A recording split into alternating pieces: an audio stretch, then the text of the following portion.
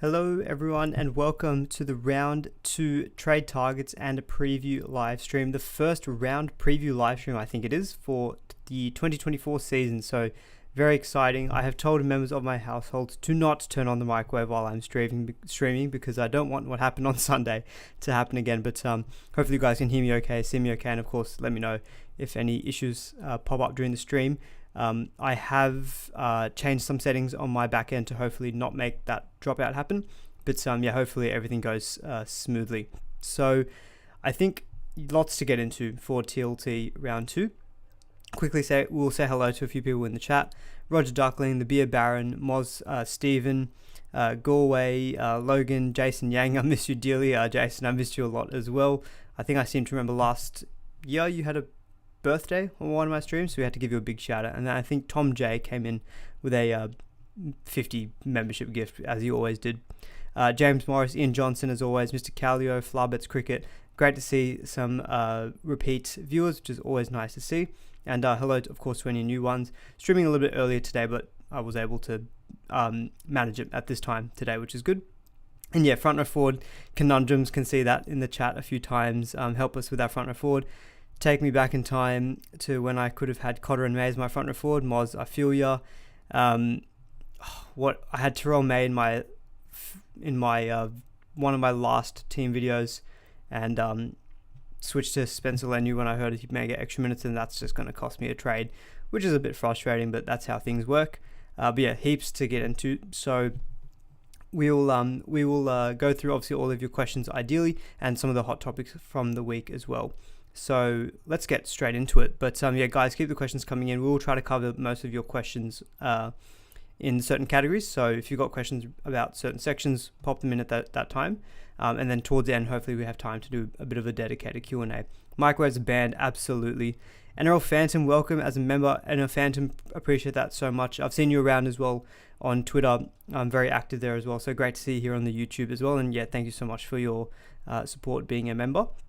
A couple of plugs maybe just before I get into everything. So do follow me on Instagram. Hopefully there's a link in the description below. If not, just go search for Amar Talks NRL SuperCoach on Instagram. You should be able to find me. Posting a lot more there, doing a lot more of my Amar walks, just random thoughts when I'm walking the dog. I find that's the best time for my thinking.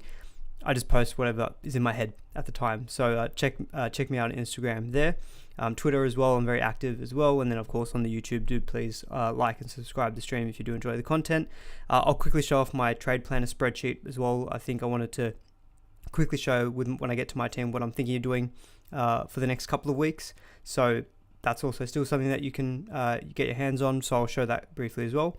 But yeah, otherwise, that's probably it for the plugs. Benny G, I'll follow you anywhere, buddy. Benny, you're an absolute legend. Good to see you here as well. So very quickly, what I scored last week, 868. Not a great score. Obviously, I'm ranked like 50,000, but it was a pretty poor week for a lot of people. So I'll take it. And to be honest, I'm actually not that upset with my team. Like the Spencer Lenu Jai Aram issues is obviously frustrating, but like it's kind of easier not to have to think about it. I know that I need to sell them effectively. So straight out of my team. It's more the replacement, so I'm having a bit more difficult time thinking about it. Stephen Cole, first time Supercoach, first time viewer. I'm so invested. Stephen, love to hear that. Welcome to Supercoach, and yeah, goodbye your social life. You'll spend a lot more time thinking about stats and footy than probably you even thought you could. So yeah, sometimes a bit of a gripe in my own personal life, but look, we all love footy and we all love Supercoach. That's why we're all banded around together. But yep, that's how I scored last week. Moz, thank you so much. $3. As sad as round one was, keen for the season ahead. Thank you so much, Moz. You've been there from the very beginning, so really appreciate that. Is that a 1 year anniversary of being like a member or something? I don't know what that is, but I love hearted it. Thank you so much, Moz, for that. It's your first super on a live stream. That's what it tells me. Oh, thank you so much, Moz. Yes, and a quick thing on the league as well. Do join my league. The code is 673281. Hopefully there's an auto join link in the description as well. Quick shout out to Natalie of the team name Why Luai Why. I'm going to guess you're a Penrith Panthers fan and you may be upset that Luai is moving to the Tigers, or you're a Tigers fan who doesn't want him and you're upset about him joining them in 2025. But 1151, huge score last week. But do join the league because I've got a couple of things I do want to give away at some point. So of course, let me just quickly switch screens so you guys can see this. So I've got some beautiful KFC socks. Who wouldn't want to get their hands on these? That's there for someone to get. Got a nice little SuperCoach stubby holder. What does it say? What does it say? It says KFC SuperCoach. I'll drink to that. Yeah. So if any one of you obviously like to, have a drink or two with when you're watching the footy, this can go right with that. Got an actual footy as well. You can see that there too. So that's all stuff that I'm wanting to give away. And this isn't sponsored, but a quick shout out to Swish as well, who do those kind of athlete shout out videos that you can pay for, and then you get athletes to shout out specific people. So maybe you've got a family member who's like a massive fan of a certain player. You can get that player to wish them like a happy birthday message. They're also happy to potentially contribute a $100 voucher as well. So a few things on offer this year in the league. So do get joining as well. That's just a free to join league. It's just an overall league. I think I've stopped entries after round 3. So do definitely join in the next couple of weeks, and then after that. That league I think is going to get closed off. I may extend that to round 4, round 5, but yeah, do get joining in that league if you haven't already. Michael Bry, 14 months here, appreciate that so much. And yeah, shout out of course to all the members. No additional content really from that, just your way of showing support. But I think that's probably enough of the plugs and things like that. If you join after round 1, Darren, that's fine. You can join after round 1, and your score will still count. So say if you scored 1,000 points last week, that should still count to your overall position in the ladder. But obviously I want to cut that league off somewhat early in the season, otherwise people who maybe are killing it would just decide to join any league, because all of a sudden they shoot straight to the top. We want to try reward people who've been there from the beginning, ideally. Very quick message as well, just on price changes, just for anyone who is new out there. Obviously round 1 we're on a, not necessarily maybe tilt because we've had a pretty poor scoring week, but if you're looking at people scoring really big negative break evens, you're thinking, wow, I need to start jumping on players to make money. Do remember that round 1 is the least relevant for the first set of price changes that will occur. That's because price changes are based, of course, on a 3-round rolling average, and that round 1 score is the first one to drop out of someone's 3-round rolling average. I've mentioned this a few times in the past. I think I even mentioned it on the Sunday stream, but it's worth bearing in mind. Someone like a Zach Labert scored really well last week, 101 or 103 points, I believe. But if he then goes, 45, that 101 is then going to drop out of his 3-round rolling average first, and then all of a sudden he's going to be having a break even based on like a 45 and whatever he gets in his 4th score. Whereas if you got 45, 101 in round 3, that 101 would stay in there for 2 rounds longer than the round 1 score. That's more relevant as well for price changes. So just keep that in mind if you're looking at negative break evens, and especially in the early part of the season where we are looking at cash generation. Just keep in mind this mechanism of the 3-round rolling average, just as a general update for you all. But yeah, because sometimes it's easy to see these big scores and think, got to jump on that player, he's got a negative break even. But these big scores that happen in round 1, they can drop out of that average pretty fast, and all of a sudden then that player who you thought was going to make a bunch of cash, maybe it's not going to be as much as you originally expected. Alrighty, so I think seeing a few things on front row forward, I've got a slide set up for front row forward, so don't you worry, we'll be talking about front row forward. It's my own personal dilemma as well this week, so I'm right there with you. But actually, you know what? Should we go to that first? Yeah, let's go to that first. We can discuss the TLT stuff. Actually, you know what? What do I want to talk about? Do I want to talk about TLT stuff first, or do I want to talk about front row forwards? Let's talk about front row forwards, and we'll tie in any TLT stuff as well. So obviously a lot of you out there are looking at, trading out front row forwards. I've got Spencer Leniu, I've got Jai Arrow, both problems. Spencer Leniu out for 8 weeks. Jai Arrow looks to be out for 4 to 6 weeks. And if he needs surgery, he could actually potentially be out for 4+ months, which means almost season over. So at the very least, I think both of them are easy sells this week. Arrow, if he wasn't injured, I was probably happy to wait 1 more week, but with this news not being named this week in TLT, he's going to have to go. So obviously we're looking at front row forward replacements. Tamalolo owners out there, if you had maybe Lolo and Leniu, you still might be looking to sell Tamalolo. We'll touch on him as well. Keenan Palacia, another disappointing one. So just in this slide in front, what you've got in front of you, hopefully, the players' names shaded in red, more like on the chopping block sells. The greens are guys who are on my watch list / the popular buys of the week. AB Collectible is a $10 donation. Appreciate that so much. So generous. Long-time listener, first-time caller, and subscriber because I'm lazy. Thank you for that. Do you think Palacia is a trade? Dropped to the bench and seemed to ball play a lot when on the field, limiting his base. Thanks so much, AB Collectibles. That's a really, really generous donation. And of course, guys, I do want to stress, this is all optional. You don't need to donate for me to answer your question specifically. I try to get to everyone as much as I can. But we'll tackle Palacia first, given that you've asked a question. He's a tricky one because they're on the bye this week, so you don't have that ability to see the team list this week. Named on the bench last week was frustrating. He only played the 31 minutes. The reason I was keen on him at the very start of the preseason, but ultimately I kind of cooled off because I looked into his numbers a bit more. The work rate just wasn't quite there. So I didn't start with him. And I think it also depends where do you have him. If you've got him in your second or forward, I can see a bunch of people that you could sell him to. You know, Tallis Duncan, Seyfarth, Kai Paul, Fatala Mariner is also an option there. Tom Eisenhuth even. If he's at your front row forward, the options are way less available. So I think, you know, there's one thing about wanting to sell guys, but it's also about, are you confident in the replacement that you're looking to get someone in? So I think Palacia, to be fair, yeah, he's never a high work rate guy, and I just don't know if he'll probably be a slow burn. And I think when we've got a good crop of, you know, second row forwards, and hopefully you've got the duels to get a second row forward, he feels like someone who I probably would, look to sell. And yeah, if I, let's say if I own Palacia this week, and if he was in my front row forward, there's not a whole heap of replacements, but I think there's probably a couple of cheaper ones, maybe like a Josh Kerr, that I would maybe look to sell to. Also depends obviously on the quality of your backup. You know, if you've got like a Sam Hughes and a Poasa Famasuli, look, they're probably not going to be great players in your 17. Liam Henry maybe a little bit more so, because he at least showed some decent work rate, got 35 minutes on the weekend. But yeah, I think to summarize, I think I would sell Palacia if I did have him this week. He's on the bye. Even if he gets named to start, I'm just not sure how much you're going to get out of him. So yeah, probably would look to sell him. But yeah, in terms of replacements, we'll definitely tackle a bunch of them. Arrow for Flegler. Hair looks fluffy but cool. Thanks, Dino. We'll talk about Kai Paul Dino in the next section. But yeah, on the front row forwards, so Moz is saying going Flegler and Taylor May like the rest of this pack. Come on. Shane with Arrow's injury was planning on keeping him.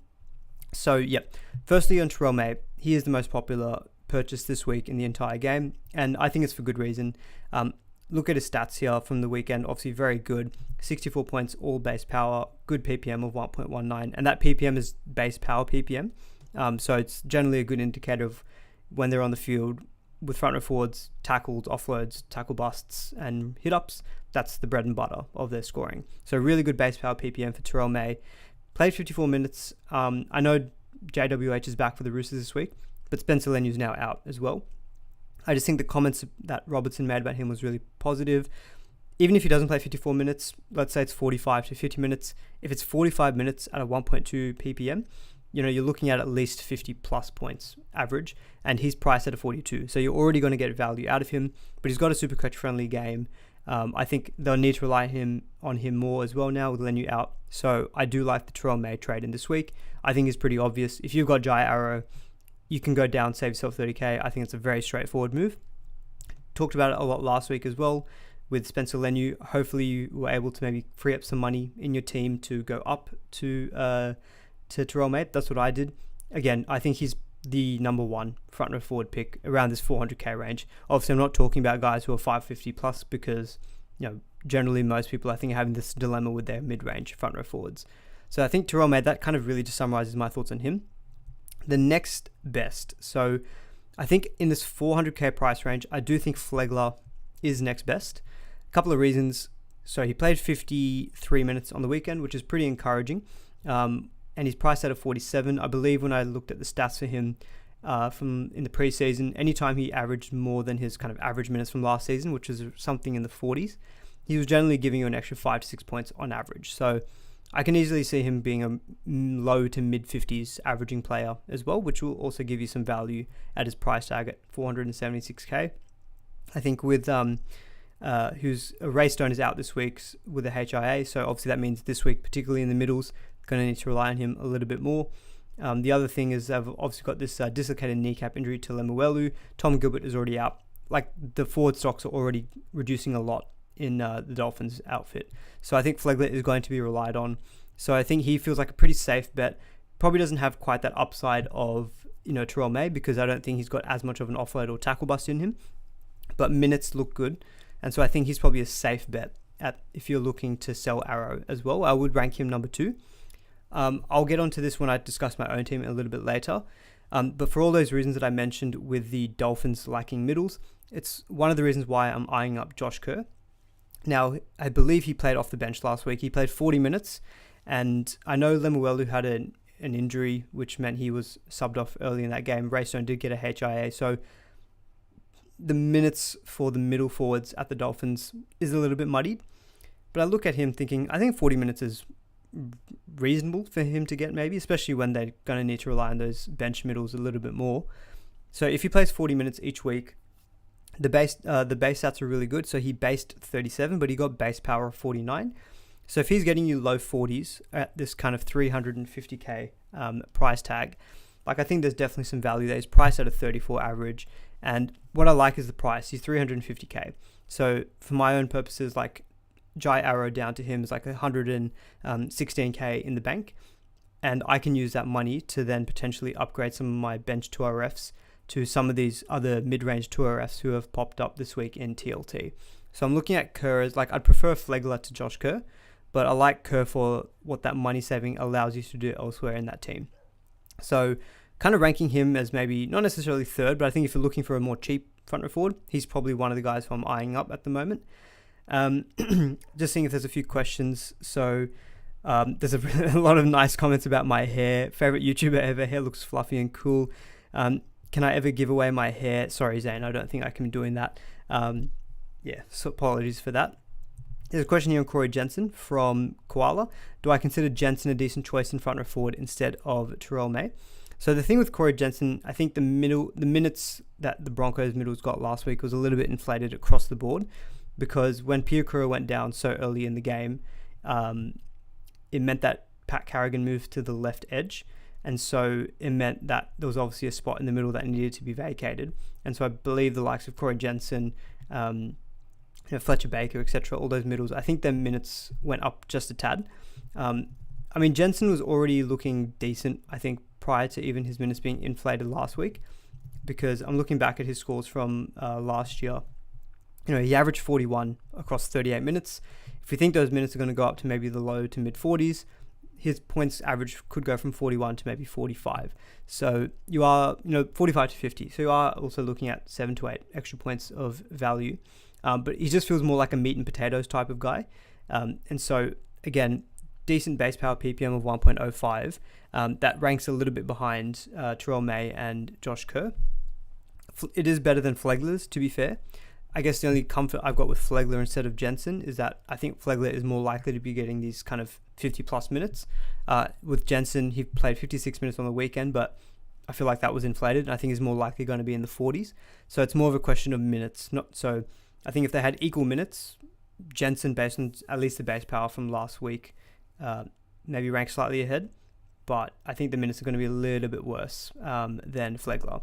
One thing obviously to note with Flegler and Josh Kerr is that they both have the bye next week in round 3. That's the only thing you need to consider. So if you buy either one of the two this week, you will need to play a backup in one of like say Sam Hughes or Liam Henry. And if you're okay with them getting kind of low to mid 30s in that 1 week, then they're perfectly viable trade-ins for you this week. But yes, obviously that's something that you need to consider. Thank you to the Beer Baron for pointing that out in the chat. TBO Mars saying Jensen all day.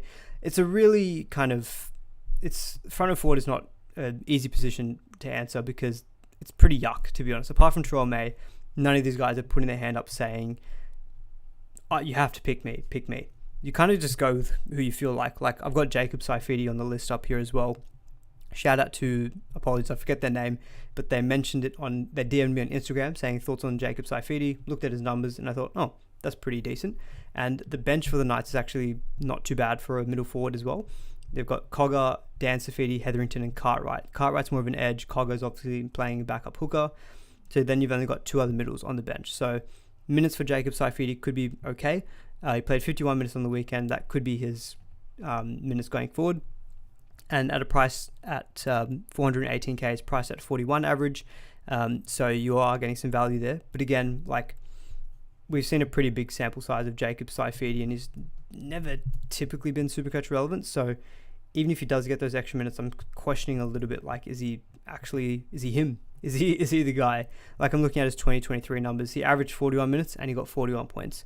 He's effectively just a 1 ppm guy. So if he gets 51 minutes, he'll play and he'll get you 50 points. So for him, I think it's completely down to minutes. last season his average minutes was 41. Most games are in the 40s. So again, there could have been potentially extra minutes last week, and because of that, Dylan Lucas, HIA, not Dylan Lucas, Nari Tuwala getting injured meant that Lucas had to then shift to the right centre position. Kai Paul came on the left edge. Maybe there was a plan to have Pierce Paul play some middle or Frizzell play some middle. So maybe the minutes did get increased as well for Jacob Saifidi. So again, minutes for him I'm not super certain about. The ones I've got the most certainty about minutes are Flegler and May, which is why I think they're the two best replacements. But obviously it's not perfect. I'm potentially looking at Josh Kerr, mainly just for the price. Seeing a couple of shout-outs for like Blake Laurie.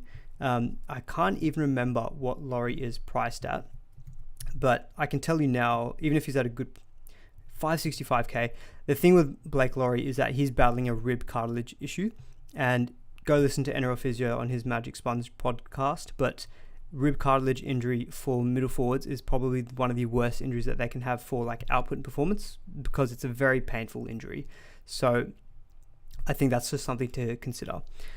I want to mention this as well from Benny G, and I think Moz also mentioned it as well. Josh Cohen, please, Supercoach, give him front row forward, second row forward dual. I would absolutely love that. That's another reason why, like, if he actually gets it in round 6, if I get Josh Kerr, he's also dual. I can then eventually, if Josh Kerr just makes some money and I only need him till say round 6, like, I'll flip Josh Cohen up to my front row forward, Josh Kerr out for any other good second row forward. So yeah, I don't mind that. And Moz, I know you've mentioned with Kerr about the try scoring game. The numbers, I'm not even looking at the 76 score. I'm just looking at the underlying work rate score, like 49 points in base power at his price is really good, right? I'm not even considering that he scored a line break try that bumped up his score. It's nice to know that, you know, obviously it means his break even is slightly lower, but it's more just about he showed some good base power PPM from last week as well. Yeah, it could be a 35 to 40 average, but even then, yeah, slow burn. Clemmer feels a little bit expensive, and I guess at the moment we're kind of just more talking about those kind of 400k below front row forwards, because most people have problem areas with Arrow, Tamalolo. I haven't really mentioned too much on Tamalolo, but it's, if you've got other fires to fight this week, you could technically hold him. His price won't change until round 3. But yeah, it was a massive red flag that he only played 21 minutes on the week, or 22 minutes on the weekend. Because the Cowboys were doing so well, they thought they could put him on ice. That's a big red flag. And always been the case with Todd Payton. He just messes around with Lolo's minutes. So I was never too keen on him. If you started with him, obviously it's very, very frustrating. I would just sell him to Terrell May probably and just avoid that headache in your team. But yeah, I'll probably park it there for the front row forward chat. We spent about 20 minutes, I think, on that. But obviously no real clear answers there. But yeah, Terrell May, I think, is close to a must trade in this week. And then I'd say Flegler's number 2 behind him. And then honestly, after that, I think you just kind of go with who you feel. Maybe you can go with someone who is going to help you with your future trades moving forward. Seeing a couple of questions about Tallis Duncan, Kai Paul, so we will chat about them just now. So some of the news out of TLT from this week, obviously there's quite a bit. So I've put just a screenshot from my Twitter that I had put earlier in the day. So yeah, a bit of a few cheapies emerging. So we'll talk about the second row forward ones first. So we've got Tallis Duncan starting edge for the Bunnies, obviously with Jai Arrow news, him being injured. Now with Duncan, what I quite like about him, and I probably actually, if you were trading in a 300 something K guy in your 2RF this week, I actually rank him a little bit above Kai Paul. Not necessarily from a Supercoach output, but more like, I think, again, minute certainty. With Tallis Duncan, the bench for the Rabbitohs looks quite good for him. You've got Havili, who's a middle. You've got Shaq Mitchell, who's a middle. You've got Tom Burgess, and you've got Davey Moali. They're all middle forwards. No, I think if Jacob Host was on the bench like he was last week, that would obviously mean that could show that Duncan was going to get spelled.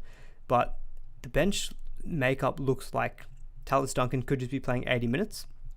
And the thing with him is that Jacob Host wasn't even named in the 17 altogether. And so it looks as though he's got maybe they're looking at a setup where they want him to be the 80 minute back rower, potentially. And even if Jai Arrow's only back 4 to 6 weeks, look, you'll get 1 to 3 price rises out of Tallis Duncan in that period of time, which is obviously not fantastic. So you don't have to jump on him this week because there is some uncertainty. But if we get some news that Arrows has to have that surgery and he needs to, if he needs that surgery, he could be out for a much, much longer period of time. And then all of a sudden, Tallis Duncan does look like a really good option. So yeah, talking out loud, actually thinking about it more, given that Arrow could be back in 4 to 6 weeks, you're actually only getting maybe 1 to 3 price rises out of Tallis Duncan. So that's just something to consider. But I like the bench makeup for him. With Kai Pearce-Paul, obviously he looked fantastic last week. In the one half that he played, he scored 43 points in a half, all pretty much in work rate. So really good signs. We like that he's playing on the left edge for the Knights. That's a really good spot for them. Only asterisk I think I have against him is that Dylan Lucas, who is out this week, is likely going to be coming back into that team next week because he's just on a HIA stand down for round 2. He'll be back round 3. And if we see Kai Pearce-Paul go back to the bench, then obviously we're not sure what the minutes are. I think, because I don't think we can guarantee that Pearce-Paul is going to get a minimum of 40 minutes because he didn't feature in the first half. He only came into the team in the second half because Tuala was out. Lucas had to move to the centre spot, which freed up Kai Pearce-Paul to play on the left edge. So we just don't have certainty on the minutes. He's probably a better Supercoach player than Tallis Duncan in terms of his gameplay. He's probably going to be more of a tackle buster, attacking stat guy than Tallis Duncan would be. And they've got a better draw as well, the Knights. So I'm probably actually going to flip what I just said previously. I probably prefer Pearce-Paul as a trade-in maybe this week because that minute sharing role could just be the long term for him. But again, I don't want to say too many times, wait till next week, because you might be putting off 5 trades you might want to do next week. And of course, you only have a maximum of 3 if you use a boost. So I think if you've got a good feeling on Kai Pearce-Paul, at least we saw that in limited minutes, he still can score okay. At his price, he's priced at a low 30s average, so you're going to get at least value for Pearce-Paul if he gets you around low 40s, but we think the upside is there as well.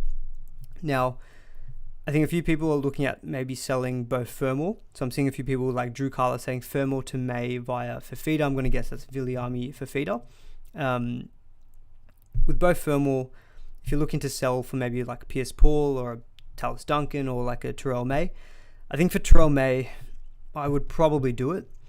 So, not both of them. Kieran Foran is expected back in round 3.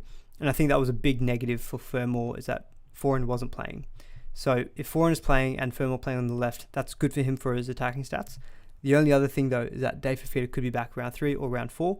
And then if Fermor's then shifted on the right-hand side,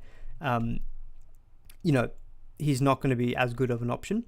So I think Fermor I like overall as a pick because he can get attacking stats. But if he's going to be playing right side and Foran's not there, then I don't like him as much as an option. And I think you can take a 30k price saving, get Terrell May, who's probably going to get you he's going to get you better output for base stats. Fermor's more likely going to get you attacking stats. But if you're playing on the right side, those are more limited. So I think I'd probably be okay with Fermor to May if you can do that via duels. Shout out to a couple of people, Isaac Brown and Mr. Callio. Thank you so much for becoming members. Really, really appreciate that. What are we saying here? And then, the other second forward is Alex Seyfarth. He's been named at lock for the West Tigers, which is encouraging because I thought maybe Johnny Bateman could take that spot, but Bateman's been named on the edge. So it looks as though Seyfarth, for the time being, has that position. Going to read out this comment from Moz as well. Seyfarth, Kai Pearce-Paul and Tallis Duncan can all wait a week. 2 for Duncan and Seyfarth. That's because neither of them have played a game yet. So they've got 3 more weeks still until their price changes. Kai Pearce-Paul has got 2 more weeks. So I think that's obviously a fair call because then at least it gives you some time to see what's going to happen. Is Jacob Host going to come back into that Rabbitohs team? What's going to happen with Kai Pearce-Paul, Dylan Lucas? And Seyfarth, we haven't even seen him play yet. So I agree with Moz in that if you can, being patient with these guys is good. You don't have to trade them in this week. None of their prices are going to be changing. And another week of information is always good. And I don't think it's ever a bad thing to use a boost in round 3 to try to get 3 guys in to your team to help set up your team as well moving forward. So I guess that's kind of a summary on some of these cheaper second row forwards that have emerged. But again, going to mention my own team. I'm thinking of going to a cheaper front row forward because my second row forward currently is Sean Lane, Pia Kura, Lukey, Curran, Smithies, and then Joe Chan. Those first 5, I don't really see myself selling or wanting to sell next week. Obviously, things could change next week one guy could get injured. The minutes look awful for one of them. But as it currently stands, it's only Joe Chan who I'd want to be upgrading, and that's because he played 65 minutes and got like 18 or 20 in base. Like, he's going to be a very slow burn. And so Sean Bloor is also lurking in the background. If Joe Chan gets benched, he effectively gets killed as an option, in my opinion. So I want potentially that money in the bank to maybe move to one of these 300k second row forwards. So I'm probably not going to get any of them this week, but obviously a keen watch for myself this week. Going to see a couple of questions as well. SE Camel, what's my thoughts on Tom Eisenhuth?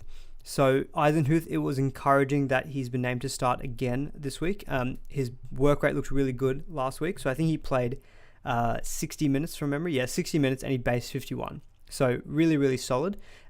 Could be a perfect kind of dual second row forward center wing guy that you can plug in especially into your center wing.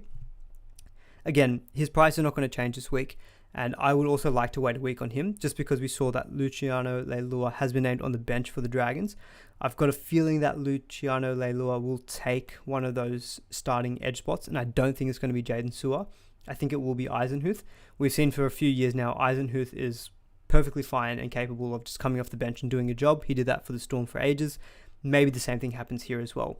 And all of a sudden, if he starts coming off the bench, then I don't think he's going to be obviously as good of an option. You'd rather him starting, playing more minutes. So again, really liked what I saw from him last week, but I would like to give him a week as well, just because of this whole Luciano Leilua situation with the minutes as well. Would I trade Viliama Fafita to KPP or hold the trade? So this is an interesting one from Stefanos. Viliama Fafita hasn't been named this week, and this was the fear that with Luciano Leilua coming back, Fafita could not be named in that 17. If you've got that money in the bank, I actually don't mind that upgrade, because at least what you're doing, Stefanos, is, I know you're going a week early, but you're getting a playing player into your squad who's going to make you some money. Whereas Viliama Fafita, at this point, effectively is enough. Unless he gets back into that team, he's not going to be playing, not going to be making any money. So I don't mind that upgrade to try to bolster your cash gen. So I think that's a pretty decent move, Stefanos. Here's an interesting kind of broader question. Would I consider using a boost in the first week? Missed out on Smithies, thinking of trading both of Lenu and Arrow and Fermor to Smithies. So Jason, I think this is a situation where I can see a boost being viable. Because Lenu and Arrow, I think, are both must-sells this week. Neither are going to be playing for you this week, so that's two trades easy. And then if you've got a guy that you really like, maybe it's Smithies. I think Smithies is a pretty good option. He played pretty well on the weekend, scored like 53, 54 points, pretty much all in base stats. So again, I've noted some of my concerns with Bo Fermor, especially if he gets shifted to the right, and Foreign is due back in round 3, but we guess we have to wait and see for team lists next week. I don't mind that downgrade to free up some cash to get someone who's probably going to score similar to Bo Fermor in work rate. And so I don't mind that as a boost. And I think using boosts in the first week is fine if you've identified someone that you like or you maybe missed out on. Using trades at the beginning of the season to help set up your team, I think is definitely the right way to go about it. So that's kind of a couple of questions answered there as well. Some other notable things from TLT this week. So we had Tommy Talau named on the wing for Manly. It's been confirmed that Saab is going to be out for 6 weeks with his hamstring injury. That was from last week, so let's say 5 to 6 weeks that Saab will be out for. And so what you'll get with Tommy Talau, if he holds that position, he should be getting 3 price changes minimum, because he'll play first 3 games, no price changes, and then he'll play the other extra 3 games and get 3 price changes. Now, Tommy Talau obviously looks tempting. He's like 287k. I wouldn't be jumping on him this week, just for first, we haven't seen him play at all. Last season when he played 8-minute games for the Tigers, this again playing at centre, not on the wing, he averaged 37, and he's priced at 28 currently. So there's 9 points of value. I would bet that 37 average would increase because one, he's playing, sorry Tigers fans, he's playing for a better team, especially in attack, and he's playing on the wing, and I think that's much better for SuperCoach than playing in the centres. So I'm definitely keeping a keen eye on Tommy Talau. He could be maybe an exit for Tane Tuapiki, maybe a Jack Bostock who I've got in my team who I don't really want to play that often. A couple of guys in my centre wing who I'm maybe happy to move on. So Tommy Talau, I don't think he's a must trade in this week. Let's see what he looks like. But I think playing on the wing, he should be getting at least 3 rounds of price changes. I think he should be a decent kind of cheapie in the centre wing position. Now, a couple of other things as well. I didn't note it in this screenshot here, but we've got Jacob Gagai has held his position, played pretty well. I'm hoping, fingers crossed, that he will just keep that spot for the time until Ty Monroe comes back into that team, which should hopefully be 2 or 3 price changes. So even Jacob Gagai, if you haven't got him already, and if you don't think you've got 3 other moves you need to do next week, I could again maybe say hold off for another week, and then you could downgrade one of your struggling center wings next week. But if you think you've got 3 more trades that you're going to want to do next week, I also don't mind going and grabbing Gagai this week because he looked good. The fact that he's been named there again, Isaac Thompson hasn't been named there. Moz, maybe if you want to put your thoughts in here because I know you're a Bunnies fan. But I think if Gagai's been named this week, just having a quick look at the team list for the Rabbitohs just so I'm not getting anything wrong. Yeah, so Isaac Thompson, he's not even in the entire squad. So he's missed the 22 completely. So really the only threat I can see there is Tane Milne at number 19, but at the moment it looks good for Gagai. So don't mind going Gagai this week if you think you've got 3 other trades next week. Alrighty, so I think that's probably covered a few of the second forwards. I'm going to butcher this pronunciation, but the Tigers have named a centre, is it Fatapi? I wouldn't be jumping on him as a cheapie just because it looks like he's just holding that position for Justin Olam. And I think one of the West Tigers Twitter accounts, not the actual West Tigers themselves, but one of the fan accounts tweeted that they're giving Olam another week and he should be right to go next week. And I suspect that this Fatapi player will just drop out. And so I don't think he's a viable option. We've mentioned Alex Seyfarth a bit already. I think you don't need to jump on him straight away. Max Plath for the Dolphins, he's been named at starting lock. Again, he's 278k and he's only available in the 5'8 spot. So I don't imagine a lot of people have got issues there currently. And so again, I would be wanting to see what happens next week because I think he's just got that spot until Ray Stone comes back next week because Stone is just missing this week because of a HIA. So Max Plath also is another one who I'm kind of, even if he gets named again next week, I've got Lockie Galvin and Dylan Brown in my 5'8 currently. I don't think I'll be looking to move either of the two. Now, Lockie Galvin, though, we haven't even mentioned him yet. So obviously one of the bigger news from TLT today is that he's been named to start in the number 6 jersey, Jaden Sullivan number 7, and Aiden Caesar on the bench. Now, I was hearing that Caesar has got a hamstring injury, which is why Galvin was named to start. But Caesar still being named on the bench really threw me off. I was like, is it going to be a late switch where Caesar gets named to start and maybe Galvin gets the utility spot? Is it going to be they're looking at Caesar as a utility? I've never really historically known him as to be a utility, so that didn't really make sense to me either. Maybe they just named it and then Caesar will drop out altogether. Either way, I think Galvin, he could be just one that you jump on in 3 weeks or so. Again, you don't need to jump on him this week. But yeah, I don't mind if you've got Ethan Strange currently in your 5'8 and you're looking to move on one of your center wings. I don't mind doing some duels and switching Strange to your center wing and bringing in someone like a Galvin into your backup 5'8.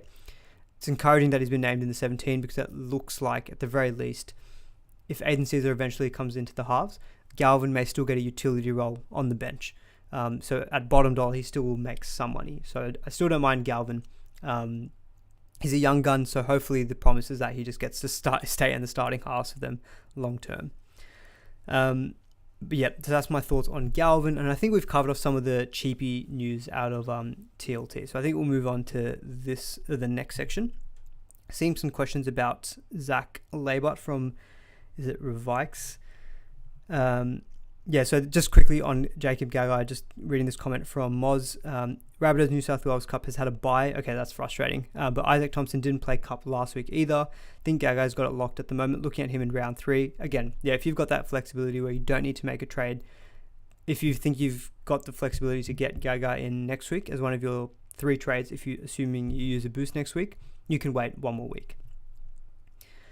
Seeing a question here on Jamin Salmon, I'll actually touch on him. You know what, I might quickly just jump into the top ins and outs because it covers off probably a few people's questions. So, Pablo Escobar, great username. Not sure if you're a Salmon owner, but if you are, what are you doing with him? So, Salmon is the 10th most traded out player this week. I don't own Jamin Salmon. I just had my reservations with his role. Now, I won't claim that I'm a genius because of Josh Adokar's injury last week, it meant that Salmon was moving to the centres.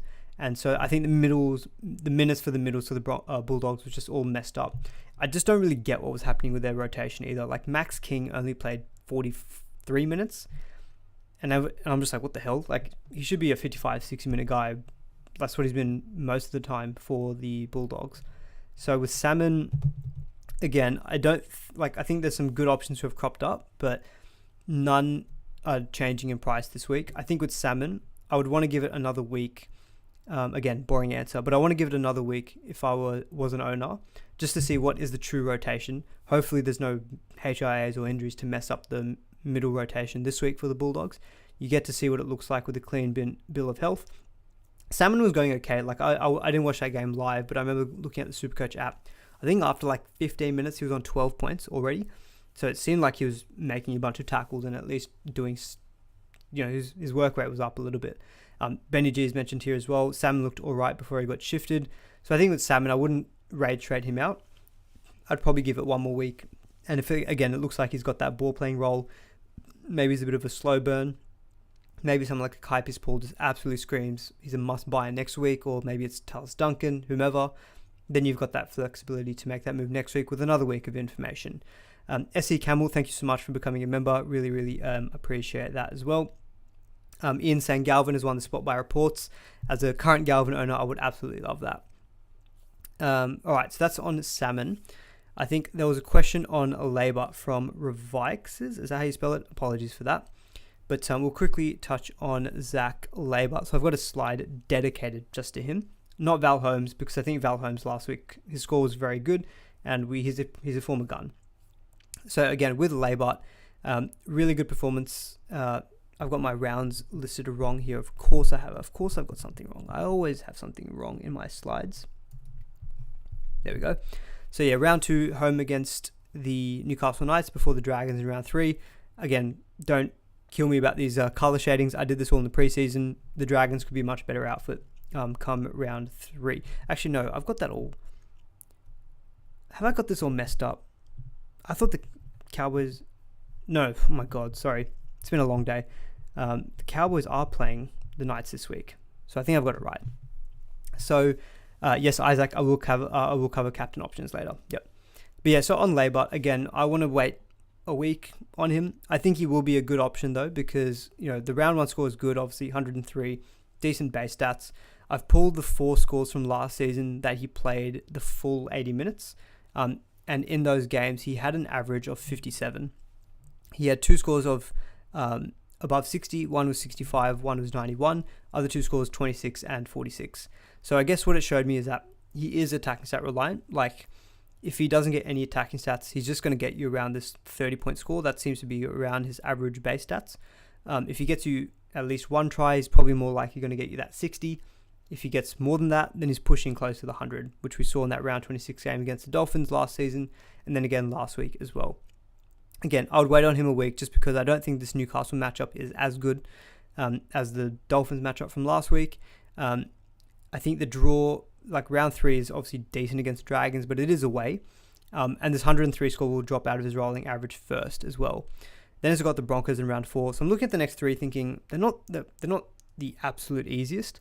So round 5 looks potentially like a good week to jump on him. Now, obviously, if he kills it this week, and he's got a massive negative break even, then yes, I think he'll become very popular next week. But again, I don't want to brush too much into it just because I think that Dolphins team was really under strength, and I think they look like they're going to be a very leaky team. So I like Labour. He's shown last season that he can average pretty well in that high 50s range, especially at his price tag. That is value as well. But personally, I want to wait on him as well, just a week. I want to see a week of the Cowboys doing very well, because I do think that they benefited a lot from versing a pretty easy opposition in the Dolphins. So that's my thoughts on Labour.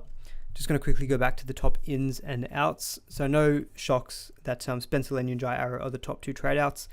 Brendan Piakura, I might just give you some thoughts on that one. If you follow me on Instagram, you would have seen my thoughts already on him yesterday. I'm not a massive fan of trading out Piakura this week, just because the low score wasn't caused by anything in terms of a poor work rate or like a change in the role, him being lazy, whatever it was. It was literally just because he's copped a head knock. Now, granted, he has had a history of many head knocks, but he's been cleared to play. He's been named this week as well. nothing has really changed in terms of what you bought when you started with him. He's still an 80-minute edge back rower for a very good Broncos team. Tough draw, but he can get attacking stats. We saw that in the trials. Nothing to me has changed, and there's no like 2 RFs who are screaming out that they need to be purchased this week. Even if he's your best ticket to Terrell May, I still don't even think that's really worth the move. I think it's a cop-out answer, but I think I would try to find a different way to get Terrell May, because I just don't think Piakura is the guy to be sacrificing. His role hasn't changed. Nothing's really changed apart from that he got a very low score in round 1. And as we said, the round 1 score is going to drop out first. So yes, he may have a high break even, but that's not going to be, that 4 score is not going to be there for that long of a time. So I think it's going to drop out first. So I think you don't need to stress too much. Now look, if he comes out again next week, plays 80 minutes and scores like 25, and he's got a break even of like 100 plus, and you've got like a Kai Pispal, this 80-minute back row edge named again to start, looks amazing, then I can see a little bit of it, because you can justify it a bit more where you're like, well, work rate wasn't the best. I've got a guy sitting there who can save me like 80k, which I can use for elsewhere in my team, makes me make money. Then I can see some rationale to it. Whereas this week, I just don't really see it too much. So I'm not a big fan of the Piakura out trade outs this week. Palacia, Beau Fermor, we've kind of touched on the pair of them. Again, Silatili, Tupanua, it feels like another one where you can wait a week, hopefully get a bit more certainty on the role, because he did get an injury the week before last in that Vegas game. Ezra Mam, surprised to see him as one of the most traded out. I imagine that's just because a lot of people were disappointed in his score from round 1. I'll be honest, I can't even remember what he scored.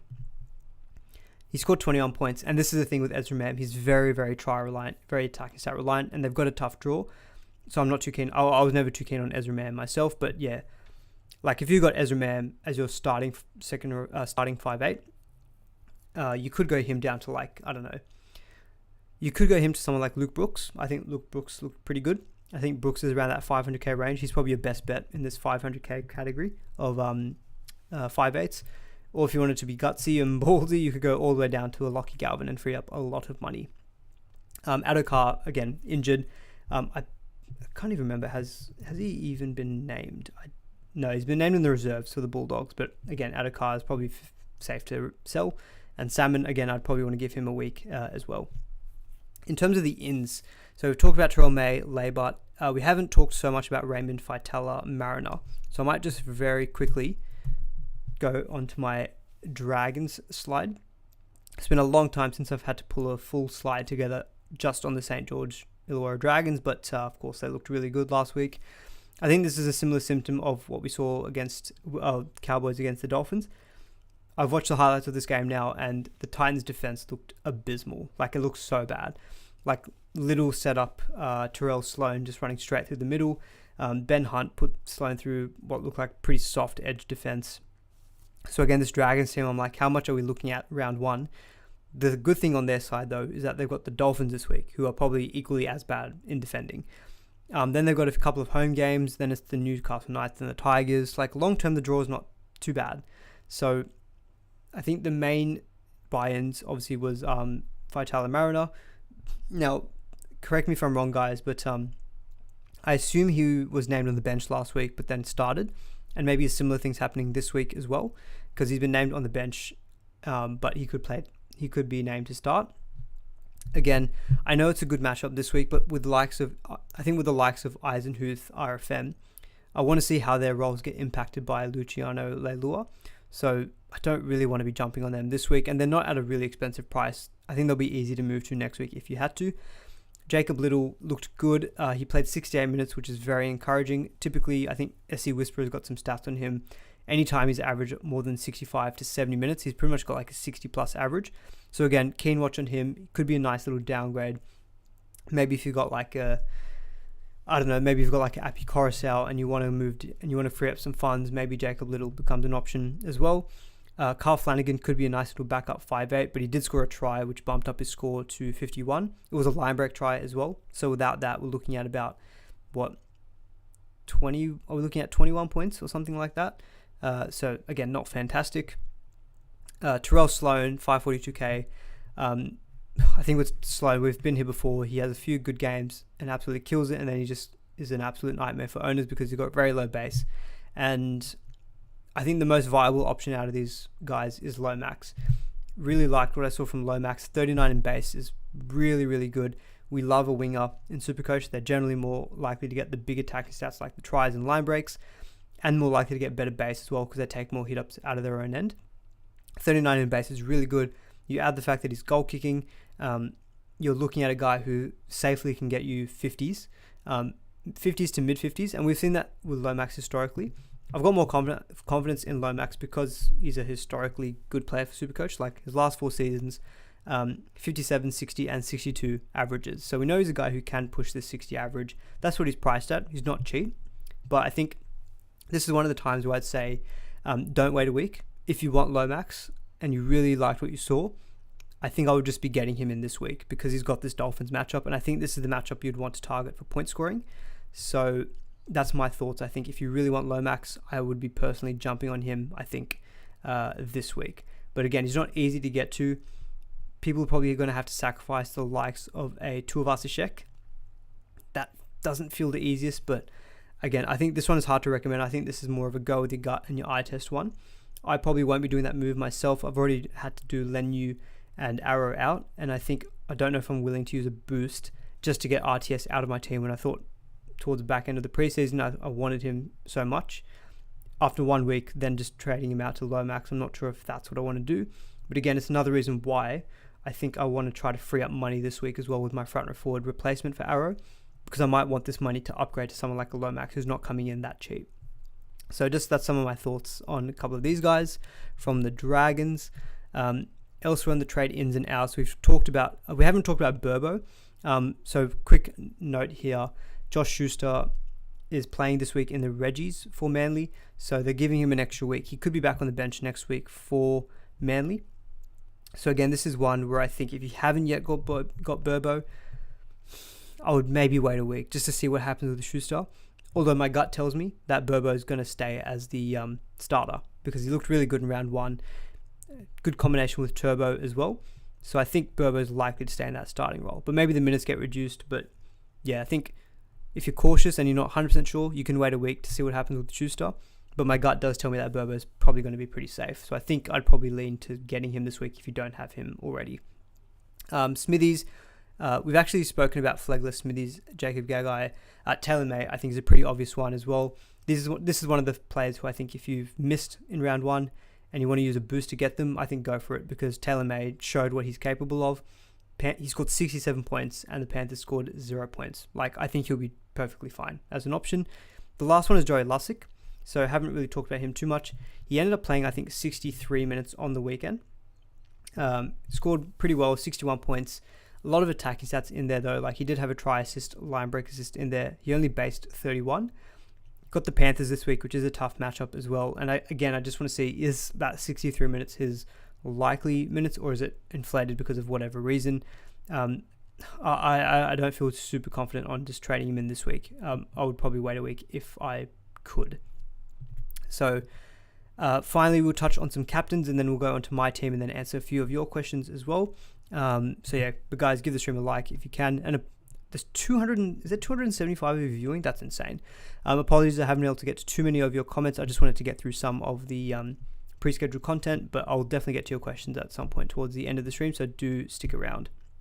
So actually, just on that topic of Lomax, we'll take this question from Steezers. Karaz to Lomax, or do you think he'll get the wing spot with Tracy in the centres? So yeah, Connor Tracy has been named this week for the Dogs. He's been named on the wing. Not sure if Karaz will eventually move to that wing spot. We've seen Tracy do perfectly fine in the centres. So yeah, that's a tough one to say. I don't actually know because I think Karaz has mentioned in the past that he would maybe want to play centre, or maybe I'm getting confused with Ruben Garrick. So I think it's totally unpredictable, Steezers. I mean, Karaz either way is good for base points, either on the wing or centres. He scored 49 in base power on the weekend. In terms of Karaz to Lomax, I think that really comes down to your gut feel. We saw the Bulldogs didn't look that impressive. They don't have the best draw. And if you really liked what you saw out of Lomax and you think he's going to absolutely, kill it, he's going to score 70 plus again this week, and you want to get him in next week anyway, it's kind of one of these moves I think you've really just got to get back your gut here. I can't really tell you yet absolutely do that move because we know Karaz is a good player. So I think it just really comes down to your own risk appetite. The man, the myth, the legend. Come on, lads, 100 likes. Yeah, let's get the likes up. Can we? Helps me out on the old algorithm. But yes, in terms of captaincy, so the main thing that I've tried to look at this week is the matchups, and in terms of the opposition that these guys are facing, who's got an opposition who's the worst in terms of conceding points to that specific position, and the ones that got highlighted here were Hines, Cleary, and Ponga.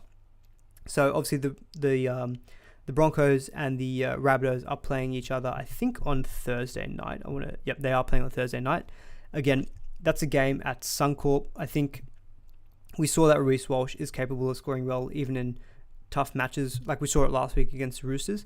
But it doesn't feel like a great matchup to really call in terms of who's going to be scoring more points. So I think if I had one of Latrell or Walsh, I would probably be overlooking the pair of them. Hines has got the best matchup on paper and also from a stats point of view. So last season, the Bulldogs were the worst in terms of conceding points to opposition halfbacks, and this is based on a PPM. So from a matchup point of view, I think Hines does clearly stand out.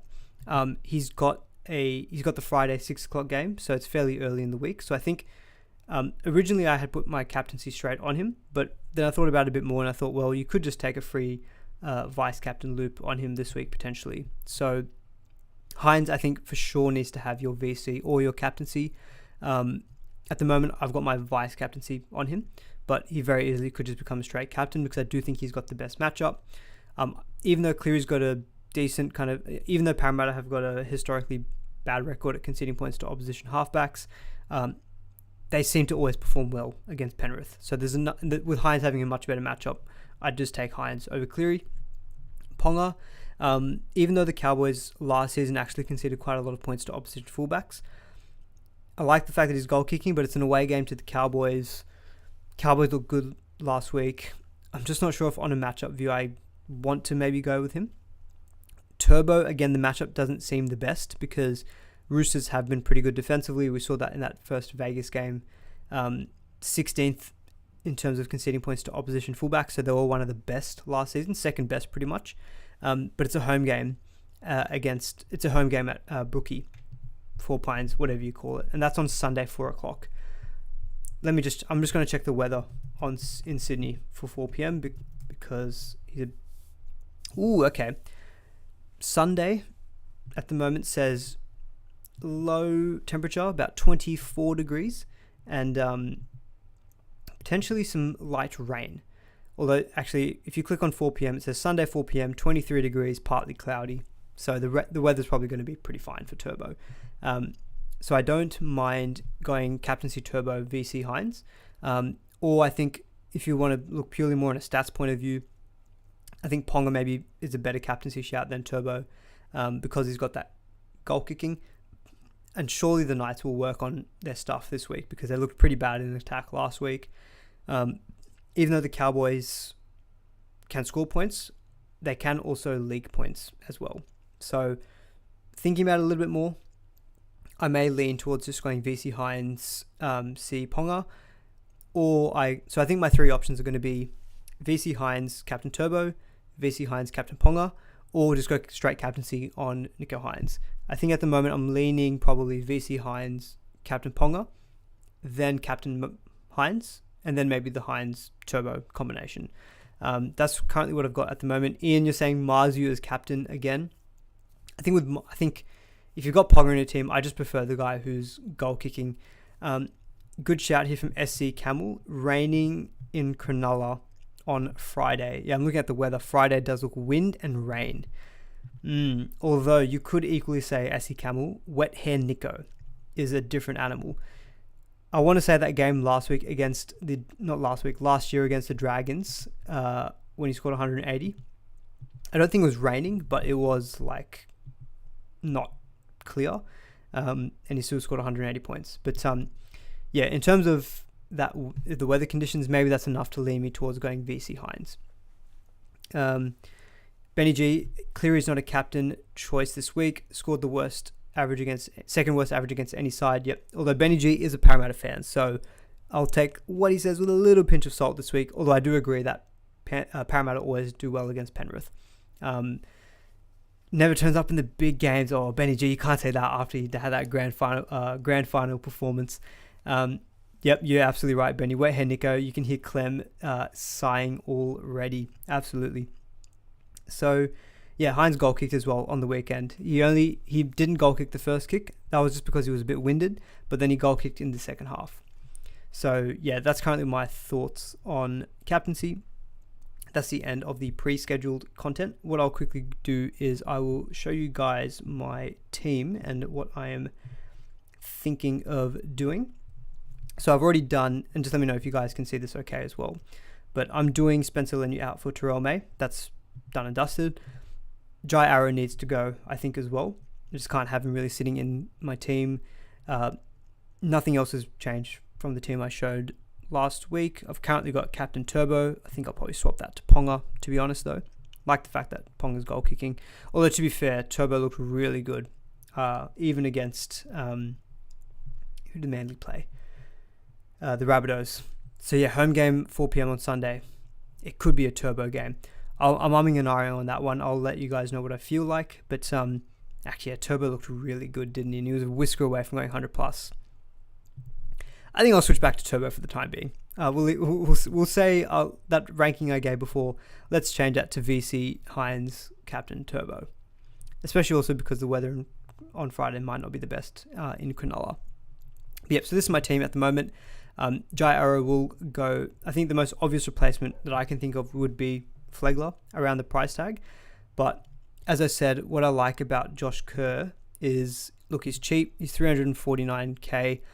Leaves me with 150k almost in the bank, which I think is going to be next week valuable for maybe upgrading someone like a Joe Chan to like a Kai Pearce-Paul or a Tallis Duncan, maybe a Seyfarth. That could also then be money to upgrade someone like maybe a Bostock. With that money, that could be Bostock to Zach Labott as well. It could be maybe RTS to Lomax potentially as an option. It just gives me a bit more flexibility. That's one of the things that I do like. And I'll quickly show you guys as well my trade planner spreadsheet. So this is something that I plugged at the beginning of the stream. So hopefully you guys can see this as well. But yeah, this is one of the reasons why I'm thinking maybe going a little bit cheaper with my second front row forward replacement for Jai Arrow. So Spencer Leniu, I already had 130k in the bank. And if you want to see a full tutorial on this, I've got a video in my preseason which goes through this. So I won't do that just now for the interest of time. But I loaded up my round one team. I've got 130k in the bank. That let me do Spencer Leniu to Terrell May easy enough, which shows up there. So I've used one trade, Terrell May in, out, Spencer Leniu. That leaves me with 32k in the bank. And if I go Jai Arrow to Josh Kerr this week, that frees up 148k in the bank. So then next week, if I don't want to sell any of my other 2RFs, but if I want to sell Joe Chan, let's say I want to get Kai Pearce-Paul, I've got the money to do that. I have, after that trade, still got 42k in the bank. Whereas, let me just reverse that. If instead of going Josh Kerr, let's say I went Flegler, that only leaves me 22k in the bank, which really isn't a lot of money flexibility-wise. I'd have to move one of Lane, Piakura, Lukey, or Curran to one of those other 300k second row forwards. Or if I wanted to move on Bostock, again, my options aren't great. I don't really have the duels to go Bostock to one of those second row forwards either. So that's kind of why I'm leaning, maybe just going with a cheaper guy. How much different in points is he going to get? Maybe not, like, he'll get a little bit less than Flegler, but he's also like 100 plus K cheaper. So that's currently what I'm thinking with my two trades for this week. It just gives me that money in the bank to be a bit more flexible. As I said, maybe I keep Joe Chan. Maybe he actually turns out to be decent. But Bostock, he is on the buy in round 3 as well. Bostock to Labott is something that I can afford then in round 3. I've still got, I'm $2,400 short of doing that. But again, I could maybe create that money by doing something else. I could maybe go, actually don't know where I'd make that money. Maybe it is one of those second row forwards down to a cheaper guy. That might be my best option. So maybe if that is something I want to keep in my mind, maybe I do need to go someone who's a little bit cheaper than Josh Kerr. But again, you can kind of see my rationale as to why I'm thinking of going someone a little bit cheaper. in that second front row forward spot. So currently I'm thinking Josh Kerr. But yeah, that's where my head's at the moment with my team. So Moz, how do we access this amazing thing? Do check out my video, but you can, I've got a actually there should be a link in the description below to my website that I made, and I encourage using the web, not the phone, because I think if you access the website on your phone, the auto prompt to download the spreadsheet doesn't occur after you make the donation. But I think on the web page it should be working. So check out the website in the description below. There should be a specific tab purely for the trade planner spreadsheet, but it is available there to purchase, to donate. One of the things as well, so obviously the prices at the moment are fixed, but from next week on, from round 3 onwards, they'll start changing. I can change them on my end in my own master spreadsheet, and that should then update to everyone else's spreadsheet as well. So they should be dynamic during the season as well, just in case you're wondering that too. All right, so we've gone for an hour, 6 minutes, given that we've got a lot of stuff to talk about, and there's a lot of you watching, which I really, really appreciate. I will give about 5 to 10 minutes just to go through your questions, guys, so get them in there.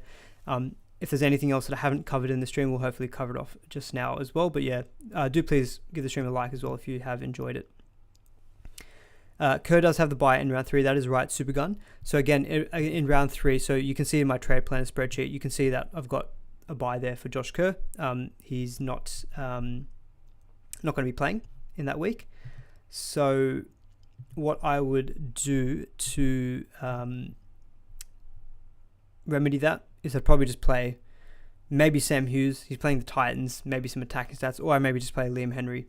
Again, we can see what either of those two get this week, but if it's only for the 1 week, then I don't mind it. Kerr does have the Titans in round 4. Maybe he jags another attacking stat. And then he's got the Tigers in round 5. So look, maybe there's some attacking stats on offer for Josh Kerr in the future, but that's probably more just confirmation bias for myself. Hey man, if you needed to choose between Talamara and Eisenhuth, would I go RFM?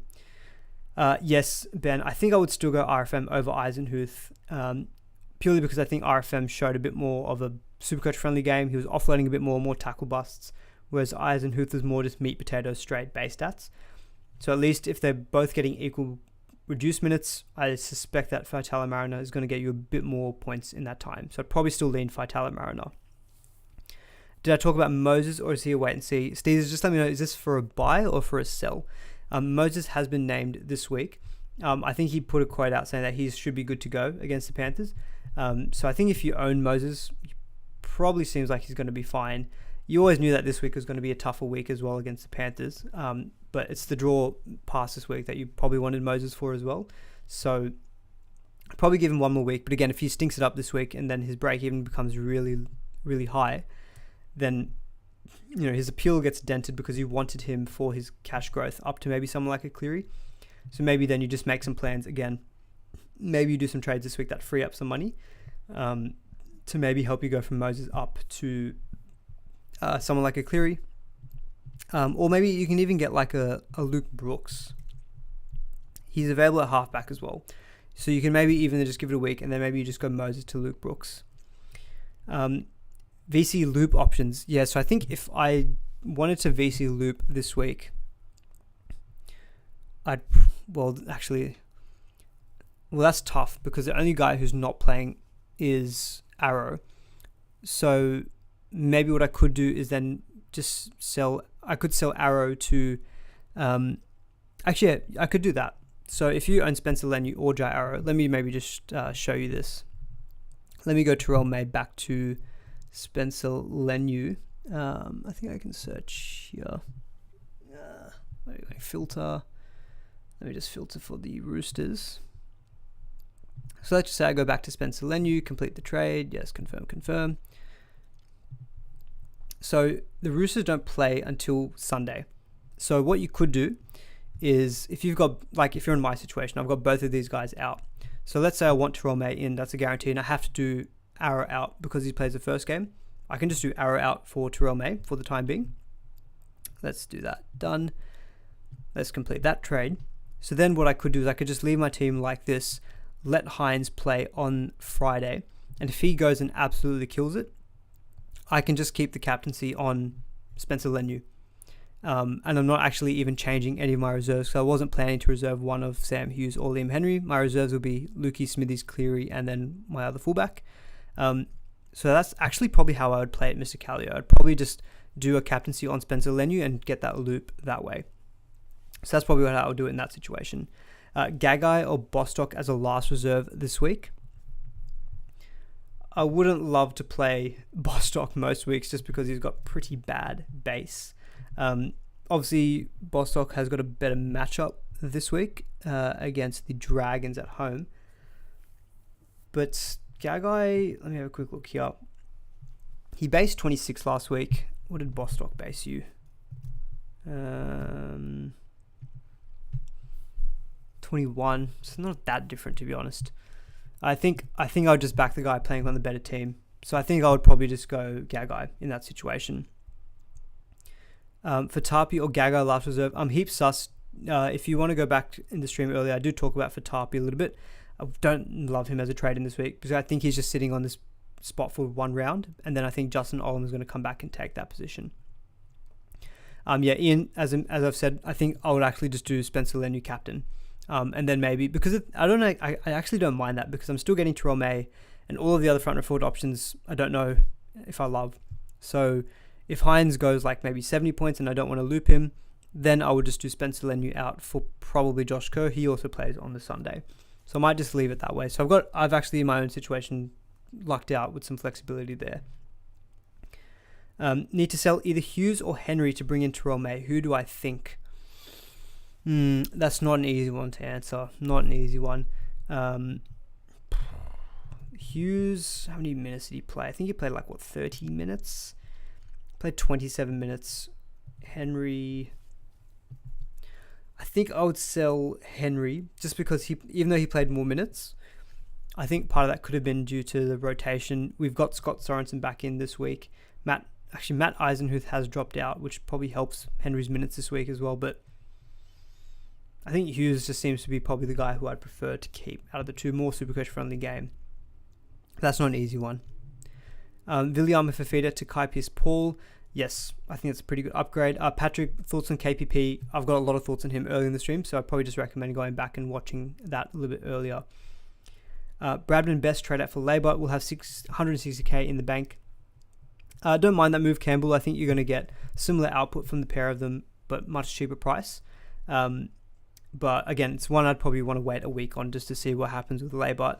And Bradman Best could still do well this week. Sorry, man. First, you're playing Supercoach. What's the looping you're talking about? So this is the whole vice captain loophole, which basically means that you can captain a guy in your team who's not playing this week, and then it means you get your vice captain score doubled. So in this situation, what we're talking about is if Nico Hines, who I've got playing on, he's playing Friday 6 o'clock. If he goes absolutely huge, let's say he scores 180 points, and I want to get his points doubled up. What I would do then is I would remove the captaincy from Turbo, and I would captain Spencer Leniu. Spencer Leniu is guaranteed to not play this week, and that's very important. You can't put it on like a reserve. You need to put it on someone who's not going to play this week at all. Spencer Leniu suspended, so that's easy. I would just captain Spencer Leniu, and then what that means is by the end of the week, because he's not playing, my vice captain gets recognized and gets the double points, which is the 180 points times 2 that I'm looking for. So that's kind of a little bit on that. Who gets Leniu's points? Lowest scoring front row forward, haven't played in years.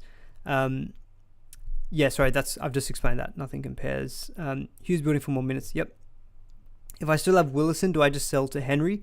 Against Steers, I think this one is purely based on what do you think you're going to have to do next week in your team. If you think it's going to be if you think you've got 3 other trades next week, then I think it's probably fine to maybe sell Willison. He hasn't been named again. Otherwise, maybe you could wait a week. But yeah. That's kind of how I'd break it down. If you think you've got 3 other more trades next week, then I think, sell Willison, and you'll get a guy who's actually playing. All right, we'll do a couple of more questions because it's already set 7:45, and I want to eat some dinner. Let's find a couple more. Mind your Galvin pick last week is going to be studied in 1,000 years. Oh, look, don't talk it up too much. Let's hope that he actually sticks in the 17 for the Tigers. Need validation on selling Hines. Look, maybe we can reassess next week if he goes low again and he's got a super, super high break even. But when he's got the Bulldogs this week, I cannot trade him. Even if he's got the West Tigers, and then he's got the West Tigers in round 3 again. even if he's got a really high break even. Hines is one of those guys who I don't look at as someone who, you're not getting value for money from Hines, you're getting points from him. Your value comes from like these mid-range 2RFs, mid-range front row forwards, cheapy center wings. But your points is from your halves, Cleary, Hines, and it's from your fullbacks, Turbo, Ponga. It's okay if these guys have got higher break-evens at points, because at the end of the day, you want the points from them. Arrow for Jensen. Maclay, I've got a lot of thoughts on the front row forward, so I would probably just advise to go back and listen through that section again, just because it's probably too much to repeat here again, but we did go a lot into front row forwards. Will Kennedy, thoughts?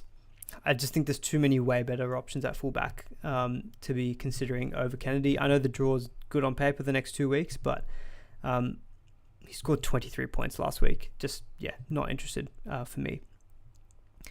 Alright guys, I think I will probably leave it there. Hopefully I've been able to address most of the questions during the stream. It's been going on for about an hour 17 minutes, but I don't think it dropped out this today in the stream, which I'm very happy about. The new settings must have worked, and also I don't think anyone used the microwave, thank God. But thank you everyone for tuning in. Really, really appreciate it. Do give the stream a like on the way out. Do please consider subscribing as well if you are a new listener. Retweets and everything are much appreciated. Follow me on Instagram, follow me on Twitter, all that good stuff. And we'll leave it there. Hopefully we come back on Thursday evening for a lockout live stream as well. A bit more of a dedicated Q&A. So I'll definitely try to get more of your questions done at that time. But hopefully you all enjoyed. See you all in the next one, and have a good night. Cheers.